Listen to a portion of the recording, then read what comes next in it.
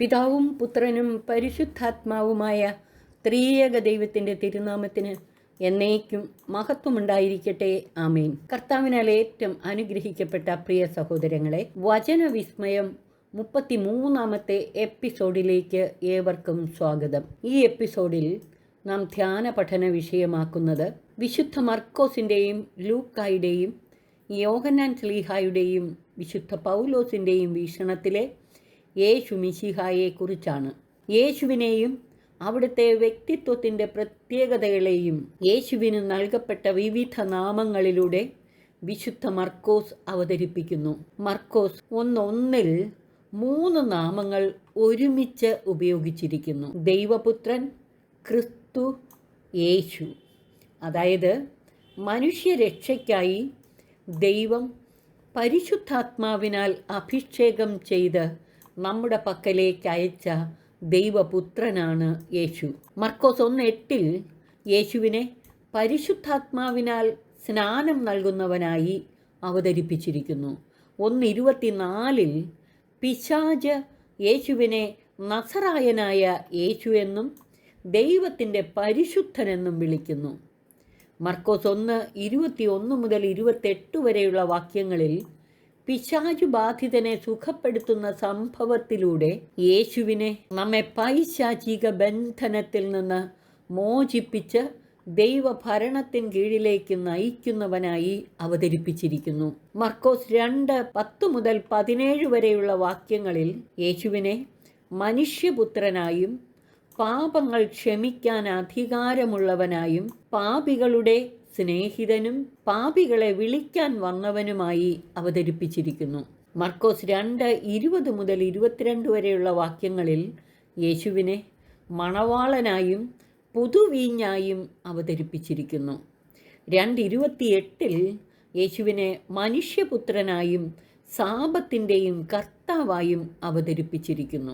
മനുഷ്യപുത്രൻ എന്ന ടൈറ്റിൽ യേശുവിൻ്റെ ആധികാരികതയെ സൂചിപ്പിക്കുവാൻ വേണ്ടി ഉപയോഗിക്കുന്നുണ്ട്. അതുപോലെ സഹനദാസനായ യേശുവിനെ സൂചിപ്പിക്കുവാനും യേശുവിൻ്റെ പീഡാസഹനത്തെയും കുരിശുമരണത്തെയും സൂചിപ്പിക്കുവാനും ഉപയോഗിക്കുന്നു. സമാന്തര സുവിശേഷങ്ങളിലും വിശുദ്ധ യോഹന്നാൻ ശ്ലീഹായുടെ സുവിശേഷത്തിലും മനുഷ്യപുത്രൻ എന്ന ടൈറ്റിൽ യേശുവിൻ്റെ മഹത്വപൂർണമായ പുനരാഗമനത്തെ അവതരിപ്പിക്കുന്ന അവസരത്തിലും മനുഷ്യപുത്രൻ എന്ന ടൈറ്റിൽ ഉപയോഗിച്ചിട്ടുണ്ട്. മർക്കോസ് 6:45 മുതൽ 52 വരെയുള്ള വാക്യങ്ങളിൽ യേശു കടലിൻ്റെ മീതെ നടക്കുന്ന സംഭവം വിവരിക്കുന്നത് യേശുവിൻ്റെ അതുല്യ ശക്തിയെയും പ്രകൃതി ശക്തികളുടെ മേൽ അവിടത്തേക്കുള്ള അധികാരത്തെയും എടുത്തുകാട്ടുന്നു. 8:29 യേശു ക്രിസ്തുവാണെന്നുള്ള വിശ്വാസം പത്രോസ് ശ്ലീഹ പ്രഖ്യാപിക്കുന്നു. വിശുദ്ധ മർക്കോസ് ക്രിസ്തു രഹസ്യത്തെ കുരിശിൻ്റെ രഹസ്യമായും യേശുവിനെ സഹനദാസനായും ക്രിസ്തു ശിഷ്യത്വത്തിൻ്റെ പാതയെ കുരിശിലൂടെ മഹത്വത്തിലേക്ക് പ്രവേശിക്കാനുള്ള മാർഗമായും അവതരിപ്പിക്കുന്നു. മർക്കോസ് 9:7 യേശുവിനെ പ്രിയപുത്രനായി പിതാവായ ദൈവം സാക്ഷ്യപ്പെടുത്തി. മർക്കോസ് 13 മുതലുള്ള അധ്യായങ്ങളിൽ യേശുവിൻ്റെ മഹത്വപൂർണമായ പുനരാഗമനത്തെക്കുറിച്ചും മരണോത്ഥാനത്തെക്കുറിച്ചും പ്രതിപാദിക്കുന്നു. വിശുദ്ധ മത്തായിയും വിശുദ്ധ മർക്കോസും യേശുവിനെ അവതരിപ്പിച്ചിരിക്കുന്നതാണ് നമ്മൾ കഴിഞ്ഞ എപ്പിസോഡിലും ഈ എപ്പിസോഡിൽ ഇതുവരെയും മനസ്സിലാക്കിയത്. വിശുദ്ധ മത്തായി എഴുതിയ സുവിശേഷത്തിൽ നിന്നും മർക്കോസിൻ്റെ സുവിശേഷത്തിൽ നിന്നും വ്യത്യസ്തമായി വിശുദ്ധ ലൂക്കായും യോഹന്നാൻ ശ്ലീഹായും അവതരിപ്പിച്ചിരിക്കുന്ന യേശുക്രിസ്തുവിനെ കൂടെ ഇത്തരുണത്തിൽ മനസ്സിലാക്കാൻ നമുക്ക് പരിശ്രമിക്കാം. ലൂക്കായുടെ സുവിശേഷത്തിൽ യേശുവിനെ സകല ജനത്തിനും വേണ്ടി ദൈവമൊരുക്കിയ രക്ഷയായും ദാവീദിൻ്റെ പട്ടണത്തിൽ ജനിച്ച രക്ഷകനായും ദാവീദിൻ്റെ പുത്രനായും കർത്താവായ ക്രിസ്തുവായും അവതരിപ്പിച്ചിരിക്കുന്നു. ലൂക്ക 2:10-11 വാക്യങ്ങൾ. ലൂക്ക 4:16 മുതൽ 19 വരെയുള്ള വാക്യങ്ങളിൽ യേശുവിനെ സമഗ്ര വിമോചകനായി അവതരിപ്പിച്ചിരിക്കുന്നു. ലൂക്കായുടെ സുവിശേഷത്തിലുടനീളം യേശുവിനെ കാണാതെ പോയതിനെ തേടിയെത്തുന്നവനായും പാപവിമോചകനായും ചുങ്കക്കാരുടെയും പാപികളുടെയും സ്നേഹിതനായും അവതരിപ്പിച്ചിരിക്കുന്നു. അപ്പസ്തല പ്രവർത്തനങ്ങളിൽ ലൂക്ക യേശുവിനെ ഏകരക്ഷകനായും പണിക്കാർ ഉപേക്ഷിച്ച മൂലക്കല്ലായും അവതരിപ്പിച്ചിരിക്കുന്നു. യോഹന്നാൻ ശ്ലീഹ യേശുവിനെ നിത്യവചനമായും വെളിപാടിൻ്റെ പൂർണ്ണതയായും ദൈവപുത്രനായും ലോകത്തിൻ്റെ പ്രകാശമായും ലോകരക്ഷകനായും കൃപാപൂർണനായും നല്ലിടയനായും വഴിയും സത്യവും ജീവനുമായും സാക്ഷാൽ മുന്തിരിച്ചെടിയായും അവതരിപ്പിച്ചിരിക്കുന്നു. സുവിശേഷങ്ങളിലെല്ലാം അപ്പം വർദ്ധിപ്പിക്കുന്ന സംഭവത്തിലൂടെയും പ്രവർത്തിച്ച അത്ഭുതങ്ങളിലൂടെയും അടയാളങ്ങളിലൂടെയും അവിടുത്തെ ദിവ്യ പ്രബോധനങ്ങളിലൂടെയും യേശുവിൻ്റെ ആധികാരികതയും അതുല്യ ശക്തിയും രോഗത്തിൻ്റെ മേലും സാത്താൻ്റെ മേലുമെല്ലാം യേശുവിനുള്ള അധികാരത്തെയും എടുത്തുകാട്ടുന്നു. അടുത്തതായി വിശുദ്ധ പൗലോസ് ശ്ലീഹായുടെ ക്രിസ്തു ദർശനം കൂടെ മനസ്സിലാക്കാൻ പരിശ്രമിക്കാം. ദൈവത്തിൽ നിന്ന് നേരിട്ട് ലഭിച്ച ദൈവനിവേശിത ജ്ഞാനവും യേശുവിനോടുള്ള വ്യക്തിപരമായ സ്നേഹബന്ധവുമാണ് വിശുദ്ധ പൗലോസ് ശ്ലീഹായുടെ ക്രിസ്തു ദർശനത്തിനും രക്ഷാശാസ്ത്രത്തിനുമെല്ലാം ആധാരമായി നിലകൊള്ളുന്നത്. ക്രിസ്തുവിലേക്കും ക്രിസ്തുവിനു വേണ്ടിയുമുള്ള തൻ്റെ യാത്രയിലെ വിവിധ സന്ദർഭങ്ങളിൽ അവസരോചിതമായി ദൈവനിവേശിതമായി രൂപം കൊണ്ടതാണ് പൗലോസ് ശ്ലീഹായുടെ ക്രിസ്തു ദർശനങ്ങളിലധികവും. തൻ്റെ ബലഹീനതകളുടെയും അതിൽ നിന്നുളവായ സഹനങ്ങളുടെയുമെല്ലാം മധ്യേ അദ്ദേഹം ഞെരുങ്ങിയപ്പോൾ 2 കൊരിന്ത്യർ 12:9 പറയുന്നത് പോലെ, നിനക്കെൻ്റെ കൃപ മതി, എന്തെന്നാൽ ബലഹീനതയിലാണ് എൻ്റെ ശക്തി പൂർണ്ണമായി പ്രകടമാകുന്നത് എന്ന് പറഞ്ഞുകൊണ്ട് ദൈവകൃപയെക്കുറിച്ചുള്ള ശരിയായ കാഴ്ചപ്പാടുകൾ രൂപപ്പെടുത്തുന്നതിന് ശ്ലീഹായെ സഹായിച്ചു. മാത്രമല്ല, ക്രിസ്തുവിൻ്റെ ശക്തി എൻ്റെ മേൽ ആവസിക്കേണ്ടതിന് ഞാൻ പൂർവാധികം സന്തോഷത്തോടെ എൻ്റെ ബലഹീനതയെക്കുറിച്ച് പ്രശംസിക്കും. അതുകൊണ്ട് ബലഹീനതകളിലും ആക്ഷേപങ്ങളിലും ഞെരുക്കങ്ങളിലും പീഡനങ്ങളിലും അത്യാഹിതങ്ങളിലും ഞാൻ ക്രിസ്തുവിനെ പ്രതി സന്തുഷ്ടനാണ്. എന്തെന്നാൽ ബലഹീനനായിരിക്കുമ്പോഴാണ് ഞാൻ ശക്തനായിരിക്കുന്നത്. 2 കൊരിന്ത്യർ 12:9-10 വാക്യങ്ങൾ. 1 കൊരിന്ത്യർ 1:24-25 വാക്യങ്ങളിൽ വിളിക്കപ്പെട്ടവർക്ക് ക്രിസ്തു ദൈവത്തിൻ്റെ ശക്തിയും ദൈവത്തിൻ്റെ ജ്ഞാനവുമാണ്. എന്തെന്നാൽ ദൈവത്തിൻ്റെ ഭോഷത്വം മനുഷ്യരെക്കാൾ ജ്ഞാനമുള്ളതും ദൈവത്തിൻ്റെ ബലഹീനത മനുഷ്യരെക്കാൾ ശക്തവുമാണ് എന്ന് പറഞ്ഞ് ദൈവകൃപയിൽ ആശ്രയിച്ചുകൊണ്ട് വിശ്വാസത്തിൽ ബലപ്പെടാനും ഇത് പൗലോസ് ശ്ലീഹായെ സഹായിച്ചു. ക്രിസ്തുവിനെ അറിയാനും അനുഭവിക്കാനും പങ്കുവയ്ക്കാനുമുള്ള പൗലോസിൻ്റെ തീവ്രമായ ആഗ്രഹവും അതിനായി അർപ്പണം ചെയ്ത അദ്ദേഹത്തിൻ്റെ ജീവിതവും ദൈവനിവേശിതമായ ഉൾക്കാഴ്ചകളിലേക്കും വളരെ ആഴവും വ്യക്തവുമായ ക്രിസ്തു ദർശനങ്ങളിലേക്കും അദ്ദേഹത്തെ നയിച്ചു. അതിൻ്റെ ഒരു സമഗ്ര രൂപം കൊളോസ്യർക്കെഴുതിയ ലേഖനം 1:14-20 വരെയുള്ള വാക്യങ്ങളിലൂടെ നമുക്ക് ദർശിക്കാൻ കഴിയും. അവൻ അദൃശ്യനായ ദൈവത്തിൻ്റെ പ്രതിരൂപവും എല്ലാ സൃഷ്ടികൾക്കും മുമ്പുള്ള ആദ്യജാതനുമാണ്. കാരണം അവനിൽ സ്വർഗത്തിലും ഭൂമിയിലുമുള്ള ദൃശ്യവും അദൃശ്യവുമായ എല്ലാ വസ്തുക്കളും സൃഷ്ടിക്കപ്പെട്ടു. എല്ലാം അവനിലൂടെയും അവനു വേണ്ടിയുമാണ് സൃഷ്ടിക്കപ്പെട്ടത്. അവനാണ് എല്ലാറ്റിനും മുമ്പുള്ളവൻ. അവനിൽ സമസ്തവും സ്ഥിതി ചെയ്യുന്നു. അവൻ സഭയാകുന്ന ശരീരത്തിൻ്റെ ശിരസ്സാണ്. അവൻ എല്ലാറ്റിൻ്റെയും ആരംഭവും മരിച്ചവരിൽ നിന്നുള്ള ആദ്യജാതനുമാണ്. ഇങ്ങനെ എല്ലാ കാര്യങ്ങളിലും അവൻ പ്രഥമസ്ഥാനീയനായി. എന്തെന്നാൽ അവനിൽ സർവ്വസമ്പൂർണതയും നിവസിക്കണമെന്ന് ദൈവം തിരുമനസ്സായി. സ്വർഗത്തിലും ഭൂമിയിലുമുള്ള എല്ലാ വസ്തുക്കളെയും അവനിലൂടെ അവിടുന്ന് തന്നോട് അനുരഞ്ജിപ്പിക്കുകയും അവൻ കുരിശിൽ ചിന്തിയ രക്തം വഴി സമാധാനം സ്ഥാപിക്കുകയും ചെയ്തു. ക്രിസ്തുവിൽ ദൈവമഹത്വത്തിൻ്റെ മറ നീക്കി പ്രത്യക്ഷപ്പെടലും വിശുദ്ധ പൗലോസ് ദർശിച്ചു.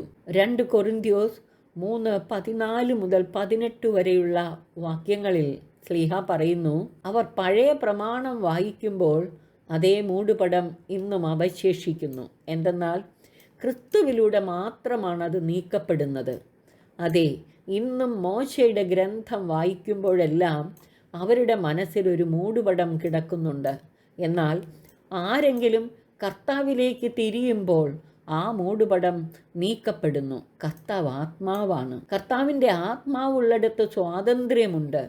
കർത്താവിൻ്റെ മഹത്വം കണ്ണാടിയിൽ എന്ന പോലെ മൂടുപടമണിയാത്ത മുഖത്ത് പ്രതിഫലിക്കുന്ന നാം എല്ലാവരും അവിടുത്തെ സാദൃശ്യത്തിലേക്ക്, മഹത്വത്തിൽ നിന്ന് മഹത്വത്തിലേക്ക് രൂപാന്തരപ്പെട്ടുകൊണ്ടിരിക്കുകയാണ്. ഇത് ആത്മാവായ കർത്താവിൻ്റെ ദാനമാണ്. ഈ ലേഖന ഭാഗങ്ങളും ഇതിന് സമാനമായ മറ്റു ഭാഗങ്ങളും പരിശോധിക്കുമ്പോൾ പൗലോസ്ലീഹ അനുഭവിച്ചറിഞ്ഞ യേശുക്രിസ്തു ആരാണെന്ന് നമുക്ക് വ്യക്തമാകും. അത് സ്ലീഹായുടെ 10 പ്രധാന ക്രിസ്റ്റോളജിക്കൽ ടൈറ്റിൽസിലൂടെ സംഗ്രഹിക്കുകയാണിവിടെ. 1. യേശു കുരിശിൽ മരിച്ച് ഉയർപ്പിക്കപ്പെട്ടവൻ. വിശുദ്ധ പൗലോസ്ലീഹായുടെ ക്രിസ്തു ദർശനത്തിന് അടിസ്ഥാനമായി നിലകൊള്ളുന്നത് കർത്താവിൻ്റെ കുരിശുമരണവും ഉത്ഥാനവുമാണ്. ക്രൂശിതനായ കർത്താവിനെയും കുരിശിൻ്റെ ശക്തിയെയും കുറിച്ച് സ്ലീഹ ആവർത്തിച്ചു പറയുന്നുണ്ട്. കുരിശിൻ്റെ പ്രത്യാശയായ ഉയർപ്പിലുള്ള വിശ്വാസവും പൗലോസ് പ്രത്യേകം എടുത്തു പറയുന്നുണ്ട്. ക്രിസ്തു ഉയർപ്പിക്കപ്പെട്ടില്ലെങ്കിൽ ഞങ്ങളുടെ പ്രസംഗം വ്യർത്ഥം, നിങ്ങളുടെ വിശ്വാസവും വ്യർത്ഥം. 1 കൊരിന്ത്യോസ് 1:18-2. രണ്ടാമതായി പൗലോസ്ലീഹ യേശുവിനെ ദൈവപുത്രനായി അവതരിപ്പിക്കുന്നു. യേശുവിനെ ദൈവപുത്രനായി പൗലോസ്ലീഹ പല പ്രാവശ്യം തൻ്റെ എല്ലാ ലേഖനങ്ങളിലും ആവർത്തിച്ചു പറയുന്നുണ്ട്. ദൈവപുത്രനെ മിശിഹായും നിത്യനായ പുത്രനായും അനാദിയിലെ പിതാവിനോടൊത്ത് വസിക്കുന്നവനായും മനുഷ്യനായി അവതരിച്ച പുത്രനായും അബ്രഹാത്തിൻ്റെ ഗോത്രത്തിൽ നിന്ന് മുളച്ച വിത്തായും അവതരിപ്പിച്ചിരിക്കുന്നുണ്ട്. റോമർക്കെഴുതിയ ലേഖനം 1-ാം 2-5 വരെയുള്ള വാക്യങ്ങൾ, 9-ാം വാക്യം, 5-ാം അധ്യായം 10-ാം വാക്യം, 8-ാം അധ്യായം 3-ാം വാക്യം, 15-17 വരെയുള്ള വാക്യങ്ങൾ, 28-39 വരെയുള്ള വാക്യങ്ങൾ, 9-ാം അധ്യായം 4-5 വാക്യങ്ങൾ, 15-ാം അധ്യായം 6-ാം വാക്യം, ഗലാത്യർക്കെഴുതിയ ലേഖനം 1:16-17, 3:16, 4:4-7 വരെ, ഫിലിപ്പിയർക്കെഴുതിയ ലേഖനം 1-ാം അധ്യായം 2-3 വാക്യങ്ങളും 6-7 വാക്യങ്ങളും, 6:23. മൂന്നാമതായി ക്രിസ്തുവിനെ ദൈവത്തിൻ്റെ ശക്തിയും ആത്മദായകനുമായി പൗലോസ്ലീഹ അവതരിപ്പിക്കുന്നു. യേശുക്രിസ്തുവിനെ ദൈവത്തിൻ്റെ ശക്തിയായും ആത്മാവായ കർത്താവായും സ്ലീഹ അവതരിപ്പിക്കുന്നുണ്ട്. 2 കൊരിന്ത്യോസ് 3:18. പരിശുദ്ധാത്മാവിനെ ഒരേ സമയം പിതാവായ ദൈവത്തിൻ്റെ ആത്മാവായും പുത്രൻ്റെ ആത്മാവായും സ്ലീഹ അവതരിപ്പിച്ചിരിക്കുന്നു. നിങ്ങൾ മക്കളായതുകൊണ്ട് ആബാ പിതാവേ എന്ന് വിളിക്കുന്ന തൻ്റെ പുത്രൻ്റെ ആത്മാവിനെ ദൈവം നമ്മുടെ ഹൃദയങ്ങളിലേക്ക് അയച്ചിരിക്കുന്നു. ഗലാത്യർ 4:6, റോമർക്കെഴുതിയ ലേഖനം 8-ാം അധ്യായം 9-11 വരെയുള്ള വാക്യം. തൻ്റെ ഏകജാതനിൽ വിശ്വസിച്ചവർക്കെല്ലാം ദൈവമക്കളാകാനുള്ള സ്വാതന്ത്ര്യം ദൈവം നൽകി. പരിശുദ്ധാത്മാവിനെ സമൃദ്ധമായി ചൊരിഞ്ഞുകൊണ്ടാണ് ഈ കഴിവ് യേശുമിശിഹ നമുക്ക് നൽകിയത്. ഈ പരിശുദ്ധാത്മാവാണ് നമ്മെ വീണ്ടും ദൈവമക്കളാക്കുന്നത്. റോമർക്കെഴുതിയ ലേഖനം 8-ാം അധ്യായം 14-16 വരെയുള്ള വാക്യങ്ങൾ. നമ്മുടെ ബലഹീനതയിൽ ആത്മാവ് നമ്മെ സഹായിക്കുന്നു. വേണ്ട വിധം പ്രാർത്ഥിക്കേണ്ടത് എങ്ങനെയെന്ന് നമുക്കറിഞ്ഞുകൂടാ. എന്നാൽ അവാച്യമായ നെടുവീർപ്പുകളാൽ ആത്മാവ് നമുക്ക് വേണ്ടി മാധ്യസ്ഥം വഹിക്കുന്നു. റോമർക്കെഴുതിയ ലേഖനം 8:26.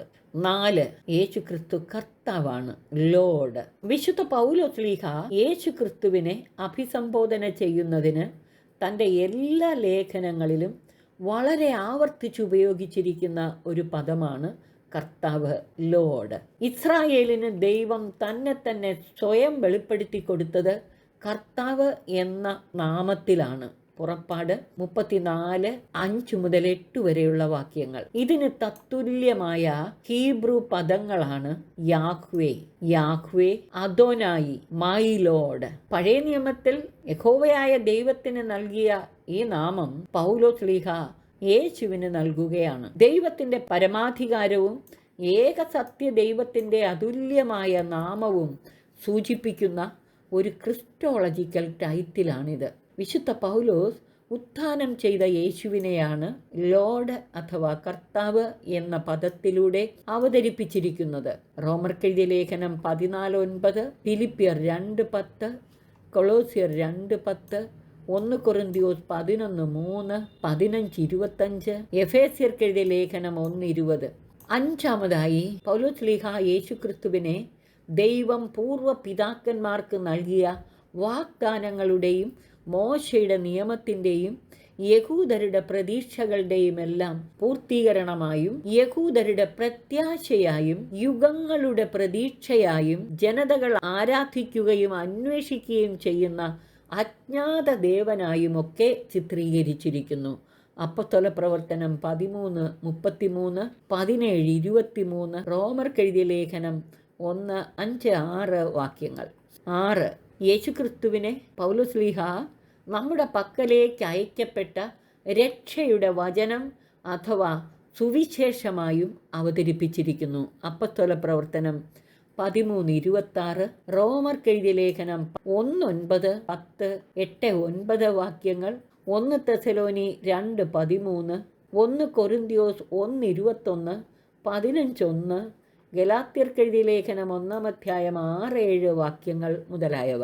7. യേശുക്രിസ്തു വെളിപാടിൻ്റെ പൂർണ്ണതയാണ്. കൊളോസ്യർക്കെഴുതിയ ലേഖനം 1:14-20 വരെയുള്ള വാക്യങ്ങൾ, 2 കൊറിന്ത്യോസ് 3:14-18 വരെയുള്ള വാക്യങ്ങൾ, എബ്രായർക്കെഴുതിയ ലേഖനം 1:1-4 വരെ, എഫേസ്യർക്കെഴുതിയ ലേഖനം 3:14-17 വരെ. 8. യേശുക്രിസ്തു ദൈവത്തിൻ്റെ മഹത്വവും യഥാർത്ഥ പ്രതിരൂപവുമാണ്. കൊളോസ്യർക്കെഴുതിയ ലേഖനം 1:14-18 വരെ, 2 കൊറിന്ത്യോസ് 4-ാം 4-6 വാക്യങ്ങൾ, 3:18. 9. ക്രിസ്തുവിനെ രണ്ടാം ആദമായും ശ്ലീഹ അവതരിപ്പിക്കുന്നു. റോമർക്കെഴുതിയ ലേഖനം 5:12-21 വരെ, 1 കൊറിന്ത്യോസ് 15:21-22 വാക്യങ്ങൾ, 44-49 വരെയുള്ള വാക്യം. 10. ക്രിസ്തു ഏക രക്ഷകൻ. വിശുദ്ധ പൗലോസ് രക്ഷകൻ എന്ന പദം തൻ്റെ ലേഖനങ്ങളിൽ വളരെ അപൂർവമായിട്ടേ ഉപയോഗിച്ച് കാണുന്നുള്ളൂ. രക്ഷകൻ എന്നതിന് പകരം അതേ അർത്ഥമുള്ള യേശു എന്ന പദം പൗലോസ് ശ്ലീഹ ഇടവിടാതെ ഉപയോഗിക്കുന്നുണ്ട്. മാത്രമല്ല, നമ്മെ നീതീകരിക്കുന്നവനും ശിക്ഷിക്കുന്നവനും മോചിപ്പിക്കുകയും വീണ്ടെടുക്കുകയും ചെയ്യുന്നവനുമായിട്ടൊക്കെ യേശുക്രിസ്തുവിനെ പല പ്രാവശ്യം അവതരിപ്പിച്ചിരിക്കുന്നു. അവിടെയെല്ലാം യേശുവിൻ്റെ വ്യക്തിത്വത്തെക്കാൾ അധികം മനുഷ്യകുലത്തിനും പ്രപഞ്ചത്തിനു മുഴുവനായിട്ടും യേശുവിലൂടെ കൈവന്ന രക്ഷയെയാണ് പൗലോസ് ശ്ലീഹ ഊന്നി പറയുന്നത്. ദൈവത്തിൻ്റെ സൗജന്യ ദാനമായ ഈ രക്ഷ നാം സ്വമനസാ സ്വീകരിക്കുകയും സഭാഗാത്രത്തിൽ ഉൾച്ചേർന്നുകൊണ്ട് പടിപടിയായി അതിൽ വളരുകയും ചെയ്യണം. പ്രിയമുള്ളവരെ, വചനവിസ്മയം 30-31 എപ്പിസോഡുകളിൽ പഴയ നിയമത്തിലും 32-33 എപ്പിസോഡുകളിലായി പുതിയ നിയമത്തിലും അവതരിപ്പിച്ചിരിക്കുന്ന യേശു മിശിഹായെ നാം അടുത്തറിയാൻ പരിശ്രമിച്ചു. ഈ എപ്പിസോഡുകളിലൂടെ അവതരിപ്പിച്ച യേശുവിനെ നിരന്തരം ധ്യാനിച്ച് ആഴമായ ക്രിസ്താനുഭവത്തിൽ വളരാനും ദൈവത്തെ രുചിച്ചറിയാനും അങ്ങുമായുള്ള ഗാഢ ഐക്യത്തിൽ ജീവിക്കാനും സകലരെയും യേശുവിലൂടെ ത്രിയേക ദൈവത്തിലേക്ക് ആകർഷിച്ചടിപ്പിക്കാനും നമുക്ക് പരിശ്രമിക്കാം. അതിനായി സർവശക്തൻ നമ്മെ അനുഗ്രഹിച്ച് ആശീർവദിക്കട്ടെ. പിതാവിനും പുത്രനും പരിശുദ്ധാത്മാവിനും സ്തുതി, ആദിമുതൽ എന്നേക്കും. ആമേൻ.